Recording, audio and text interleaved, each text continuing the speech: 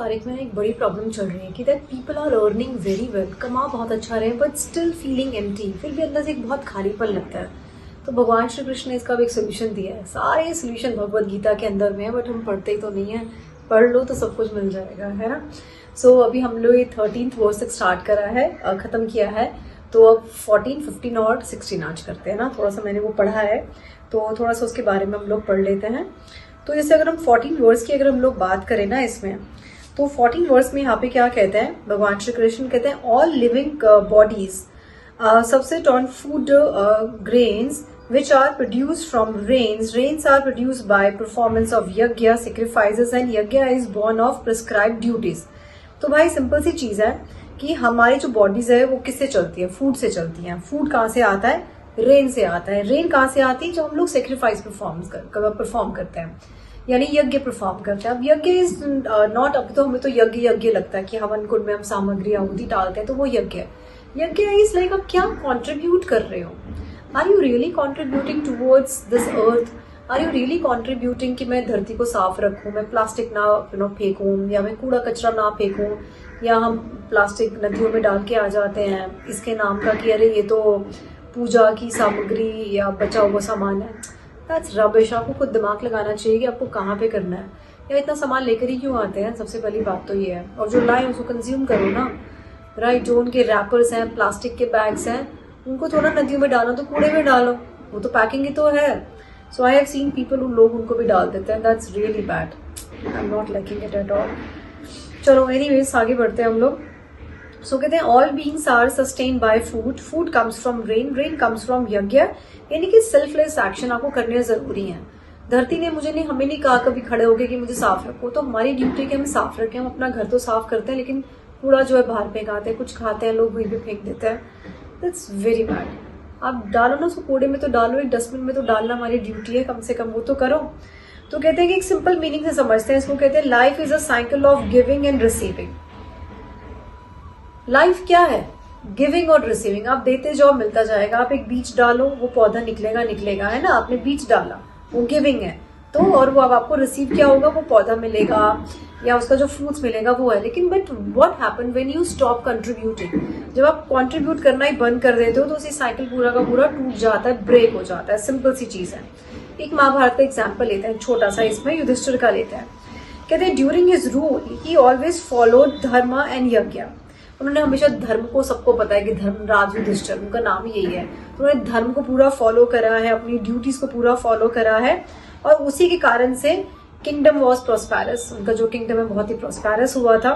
ठीक है। Nature was balanced, time पे बारिश होती थी, टाइम पे सर्दी है, टाइम पे गर्मी, हर चीज बहुत बैलेंस रहती थी। People were happy as well, है ना। सो कहते हैं जब आपका जो रूलर होता है ना वो अपने सही कर्म कर रहा है ना, तो पूरा जो एंटायर जो सिस्टम है वो फ्लरिश कर जाता है बहुत अच्छे से। एक मॉडर्न एग्जाम्पल लेते हैं इसमें। कहते हैं अगर फार्मर काम करना बंद कर दे तो हमारी लाइफ में हम खाने से तरस जाएंगे, हमारे पास फूड नहीं होगा। So please respect food.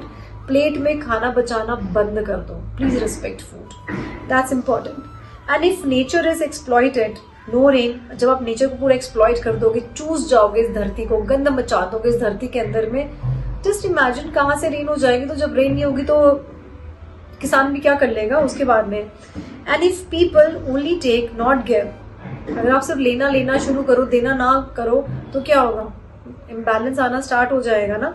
और वो भी यही रहा है। टुडे स्ट्रेस क्लाइमेट, जितना भी स्ट्रेस है या क्लाइमेट इशू है, तो क्या हो रहा है, ग्लोबल वार्मिंग, है ना। क्या होता है, ब्रोकन यज्ञ साइकिल, क्योंकि लोगों ने सेक्रीफाइस करने बंद कर दिए, देना बंद कर दिया है। तो एक छोटा सा इसका अगर हम लोग बोले ना कि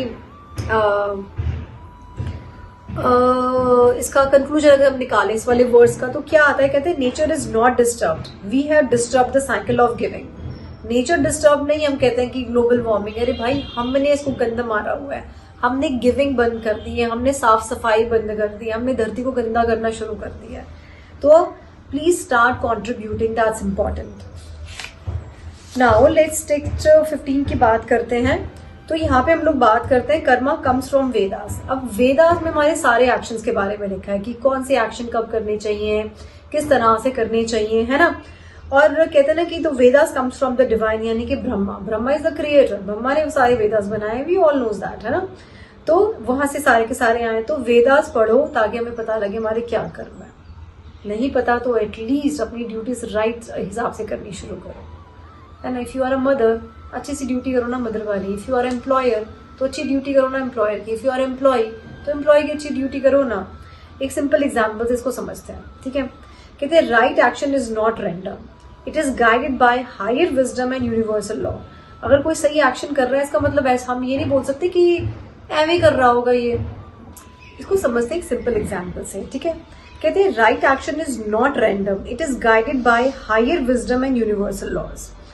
कोई अगर अच्छे काम कर रहा है ना तो उसका मतलब ये नहीं कि वो इंसान अच्छा है, हाँ ठीक है ऐसे ही होगा। नहीं नहीं भाई, उसने पीछे से बहुत मेहनत करी है, उसने कुछ सेक्रीफाइसेस कर रहे होंगे इन चीजों को समझने के लिए कि मैं राइट एक्शन कैसे करूं।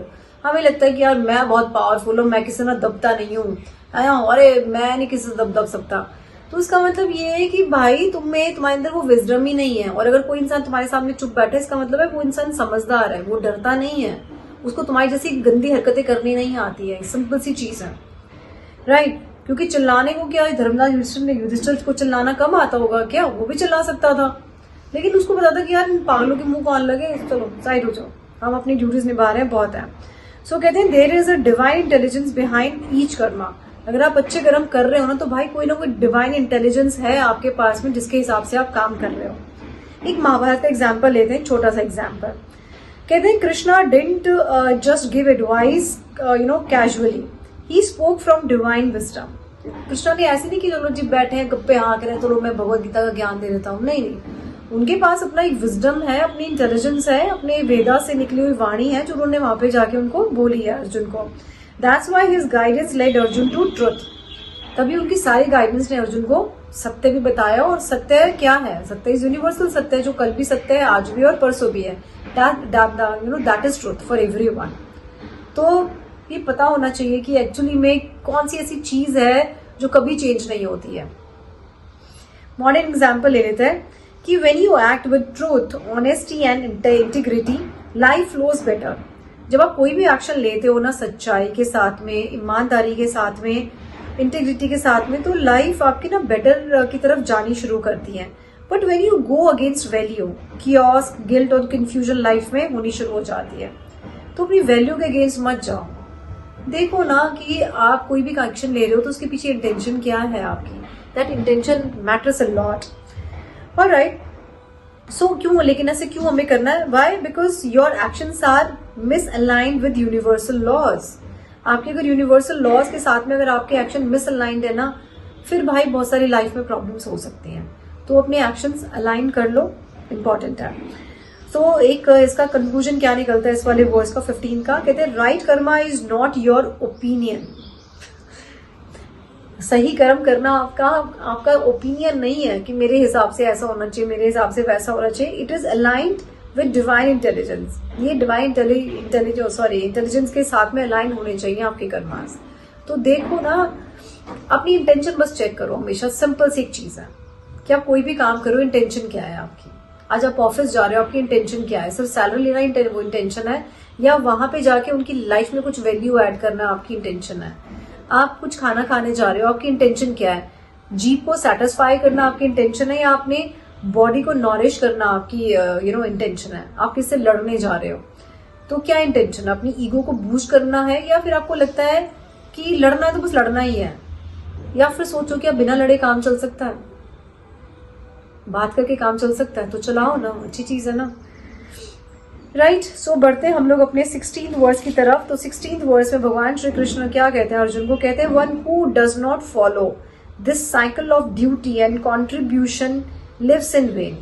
अगर कोई भी इंसान अपना अपनी ड्यूटीज का जो साइकिल है वो सही से नहीं निभा रहा है और कुछ कॉन्ट्रीब्यूशन नहीं दे रहा किसी के लिए भी, तो भाई उसकी जिंदगी फिर व्यर्थ है, बिल्कुल व्यर्थ है। सिंपल मीनिंग समझते हैं। कहते हैं इफ यू ओनली कंज्यूम, सिर्फ लेते जा रहे हो, आप कुछ दे नहीं रहे समाज को। क्योंकि दुर्योधन ने ये तो करा, दुर्योधन सिर्फ लेता गया, प्रॉपर्टी वो हड़प लो, ठीक है, और मतलब सब कुछ हड़प लो, सारा साम्राज्य हड़प लो, सब कुछ, उनको कुछ मत दो, है ना। ईगो भी मेरी, सब कुछ मेरा, मामा भी मेरा, जो बदतमीजी करे वो भी हम ही करें, सब कुछ। क्या हुआ? अपनी दोनों थाइस तुड़वा के बैठ ही गया था ना लास्ट में आके, तो क्या कराना है हमें? ठीक है। So your life becomes empty and restless, तो आपकी तो लाइफ एम्प्टी भी होगी और रेस्टलेस भी होगी। इनफैक्ट अगर हम शकुनी की बात करें तो शकुनी भी क्यों भड़काता था उसको, उसकी भी एक लंबी स्टोरी कभी सुनाएंगे उसकी भी। तो उसके अंदर भी एक ईगो थी, जेलस थी, तो वो सब था। एक महाभारत का एग्जाम्पल इसमें लेते हैं, दुर्योधन का लेते हैं कि दुर्योधन का फोकस किस पे था, पावर पे था, कंट्रोल पे था और अपने पर्सनल गेन पर, अपनी ईगो पे था कि ये सब चीजें मेरी बेस्ट होनी चाहिए, और उसने करी भी वो सब चीजें, है ना। एंड ही नेवर फॉलो धर्म और कॉन्ट्रीब्यूशन, उसने कुछ कभी धर्म को फॉलो नहीं करा, कभी कोई कॉन्ट्रीब्यूशन किसी को नहीं दिया। अगर कॉन्ट्रीब्यूशन देने की कोशिश भी करी है ना तो उसके पीछे भी उसकी इंटेंशन ये होती थी कि ये बंदा सिर्फ मेरे फेवर में आ जाए। फिर जैसे कि जब महाभारत का युद्ध शुरू होने वाला था तो माधवी जो उनकी मदर थी नकुल सहदेव की, उनका जो उनके जब ब्रदर आए थे यानी कि नकुल सहदेव के मामा आए थे, तो दुर्योधन ने उनको खूब खिलाया पिलाया ये सब करा ताकि ये फिर हमारे तरफ से लड़े। तो that intention was wrong. Intention नहीं थी कि उसको पेट भरूं, उसकी इंटेंशन नहीं थी कि मैं इसका पेट भरूं और ये हमारे फेवर में आए, राइट। तो और क्या कहते हैं, इसका हम लोग वो ले लेते हैं, कुछ मॉडर्न एग्जाम्पल ले लेते हैं। कहते हैं people only chasing money fame and validation, no purpose, no giving, no inner connection. तो रिजल्ट क्या आता है, एंजाइटी, एम्प्टीनेस एंड बर्नआउट। इसका कंक्लूजन क्या है, success without contribution feels empty. अगर आप सक्सेस लेते चले जाओ बट आपको कोई कॉन्ट्रीब्यूशन नहीं है, आप जितने मर्जी उद्योगपति देखो, चाहे अंबानीज देख लो, आप मार्क जुकरबर्ग देख लो, कोई और भी देख लो, everyone is contributing to the world. कोई ना कोई अपना एनजीओस चला रहे हैं, कहीं ना कहीं कुछ कॉन्ट्रीब्यूट कर रहे हैं। क्यों कर रहे हैं, because contribution is really important. सब कुछ ना कुछ कर रहे हैं, that's why people still feel lost. क्यों, क्योंकि कुछ कॉन्ट्रीब्यूट नहीं करते। So Bhagavad Gita is telling us that life is not about just earning, consuming and surviving, it is about becoming a part of a sacred cycle of contribution, right? तो कहते हैं कि it is about becoming a part of a sacred cycle of contribution. तो please start contributing, देना शुरू करो इस समाज को, लोगों को। आपके पास नॉलेज है, लोगों को दो knowledge. In fact I also teach tarot reading, numerology, but बीच बीच में मैं हमेशा कुछ ना कुछ फ्री के कोर्सेज मैं हमेशा देती रहती हूँ, कुछ ना कुछ मेरा आता रहेगा। That is my contribution. जब मैं कोर्स कराती हूँ तो मैं उनको खाली वो कोर्स की नॉलेज नहीं देती हूँ अपने स्टूडेंट्स को, I give lot of other knowledge as well, so that because मेरा पर्पस है कि मैं उनकी लाइफ को बेटर बना सकूँ। Yes, that is my purpose. So yes, so we have done till 16th verse तक अभी हमने कर लिया है। So I hope that you are liking my videos. So please hit the like button, subscribe this channel, hit the bell icon, ताकि आपके पास भी जब भी हम लोग कोई भी वीडियो डाले तो आपके पास टिंग टिंग टिंग टिंग बज जाए, है ना। एंड कमेंट सेक्शन में डेफिनेटली आप जय श्री कृष्ण लिखना बिल्कुल मत भूलना। Share this video with all your friends ताकि उनको भी भगवद गीता एक अच्छे वे में समझ में आए, है ना। एंड हमारे एक दूसरा चैनल भी है एस्ट्रो ऋतु के नाम से, जहाँ पे हम लोग टेरो न्यूमरोलॉजी की वीडियोस बनाते हैं।